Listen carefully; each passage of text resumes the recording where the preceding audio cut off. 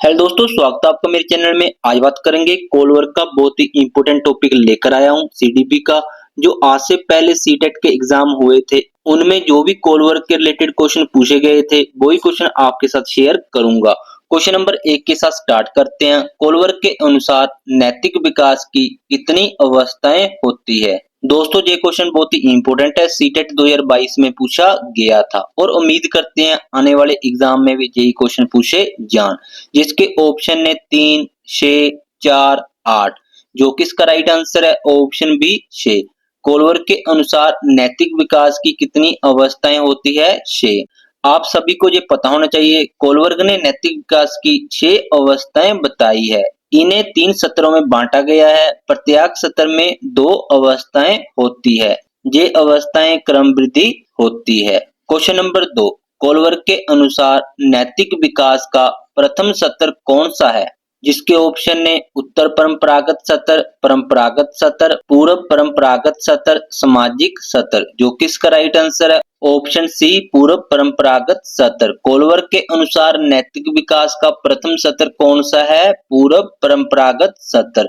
आप सभी को ये पता होना चाहिए, ये नैतिक विकास का पहला सत्र है। इसमें बच्चा दंड और पुरस्कार के आधार पर सोचता है। छोटे बच्चे में ये सत्र अधिक पाया जाता है। इसमें 2 अवस्थाएं होती है। क्वेश्चन नंबर 3, दंड से बचने के लिए नियमों का पालन करना किस अवस्था की विशेषता है? ये क्वेश्चन भी दोस्तों बहुत ही इंपॉर्टेंट है। जिसके ऑप्शन है सामाजिक व्यवस्था अवस्था, दंड और आज्ञा पालन अवस्था, सामाजिक अनुबंध अवस्था, अच्छा बच्चा अवस्था, जो किसका राइट आंसर है ऑप्शन बी दंड और आज्ञा पालन अवस्था। दंड से बचने के लिए नियमों का पालन करना किस अवस्था की विशेषता है? दंड और आज्ञा पालन अवस्था। आप सभी को ये पता होना चाहिए, बच्चा दंड से बचने के लिए कार्य करता है। वह सही और गलत का निर्णय दंड के आधार पर करता है। ये नैतिक विकास की प्रारंभिक अवस्था है। इसे दंड और आज्ञा पालन अवस्था कहते हैं। क्वेश्चन नंबर 4, पुरस्कार प्राप्त करने या व्यक्तिगत लाभ के लिए कार्य करना किस अवस्था की विशेषता है? जो किसके ऑप्शन ने अच्छा बच्चा अवस्था, सामाजिक व्यवस्था अवस्था, सार्वभौमिक नैतिक सिद्धांत अवस्था, साधनवादी या व्यक्तिगत लाभ अवस्था, जो किसका राइट आंसर है ऑप्शन डी साधनवादी या व्यक्तिगत लाभ अवस्था। पुरस्कार प्राप्त करने या व्यक्तिगत लाभ के लिए कार्य करना किस अवस्था की विशेषता है? साधनवादी या व्यक्तिगत लाभ अवस्था। आप सभी को ये पता होना चाहिए, बच्चा अपने लाभ को ध्यान में रखकर कार्य करता है। वह पुरस्कार प्राप्त करना चाहता है। नैतिकता व्यक्तिगत हित पर आधारित होती है। ये पूर्व परंपरागत सत्र की अवस्था है।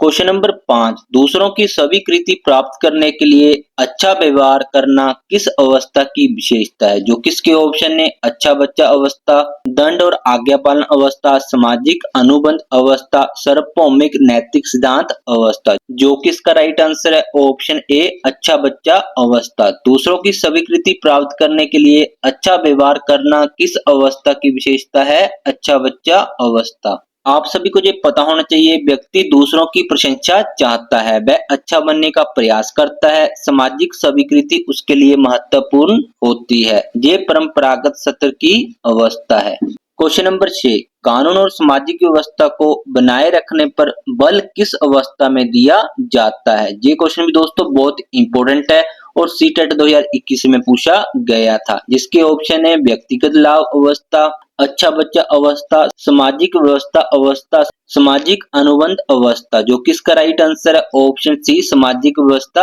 अवस्था। कानून और सामाजिक व्यवस्था को बनाए रखने पर बल किस अवस्था में दिया जाता है? सभी को पता होना चाहिए सामाजिक व्यवस्था अवस्था। जैसे कि आपको पता है, व्यक्ति नियमों और कानून का सम्मान करता है। समाज में व्यवस्था बनाए रखना महत्वपूर्ण माना जाता है। कर्तव्य पालन पर बल दिया जाता है। ये परंपरागत सत्र की अवस्था है। क्वेश्चन नंबर 7, समाज के हित के लिए नियमों में परिवर्तन की आवश्यकता को स्वीकार करना किस अवस्था की विशेषता है? जिसके ऑप्शन है दंड और आज्ञा पालन अवस्था, अच्छा बच्चा अवस्था, सामाजिक अनुबंध अवस्था, सामाजिक व्यवस्था अवस्था, जो किसका राइट आंसर है ऑप्शन सी सामाजिक अनुबंध अवस्था। समाज के हित के लिए नियमों में परिवर्तन की आवश्यकता को स्वीकार करना किस अवस्था की विशेषता है? सामाजिक अनुबंध अवस्था। आप सभी को ये पता होना चाहिए, व्यक्ति मानव अधिकारों को महत्व देता है, वह समाज के हित को प्राथमिकता देता है, जरूरत पड़ने पर नियमों में बदलाव का समर्थन करता है। ये उत्तर परंपरागत सत्र की अवस्था है। क्वेश्चन नंबर 8, सार्वभौमिक नैतिक मूल्यों के आधार पर निर्णय लेना किस अवस्था की विशेषताएं हैं? जो किसके ऑप्शन ने? सामाजिक व्यवस्था अवस्था, अच्छा बच्चा अवस्था, व्यक्तिगत लाभ अवस्था, सार्वभौमिक नैतिक सिद्धांत अवस्था। जो किसका राइट आंसर है? ऑप्शन डी, सार्वभौमिक नैतिक सिद्धांत अवस्था। सार्वभौमिक नैतिक मूल्यों के आधार पर निर्णय लेना किस अवस्था की विशेषता है? सार्वभौमिक नैतिक सिद्धांत अवस्था। और आप सभी को ये पता होना चाहिए, व्यक्ति अपने सिद्धांतों के अनुसार निर्णय लेता है, न्याय और समानता को महत्व देता है। ये नैतिक विकास की सर्वोच्च अवस्था है। ये उत्तर परंपरागत सत्र का भाग है। क्वेश्चन नंबर 9, कोलबर्ग का सिद्धांत मुख्य रूप से किससे संबंधित है? ये क्वेश्चन भी दोस्तों इंपोर्टेंट है, सीटेट 2022 में पूछा गया था, जिसके ऑप्शन है संज्ञात्मक विकास, भाषा विकास, नैतिक विकास, शारीरिक विकास। जो किसका राइट आंसर है? ऑप्शन सी, नैतिक विकास। कोलबर्ग का सिद्धांत मुख्य रूप से किससे संबंधित है? नैतिक विकास से। ये क्वेश्चन बहुत इंपॉर्टेंट है दोस्तों, और आपको ये पता होना चाहिए, कोलबर्ग ने नैतिक विकास का सिद्धांत दिया है। उन्होंने नैतिक निर्णय लेने की प्रक्रिया पर बल दिया।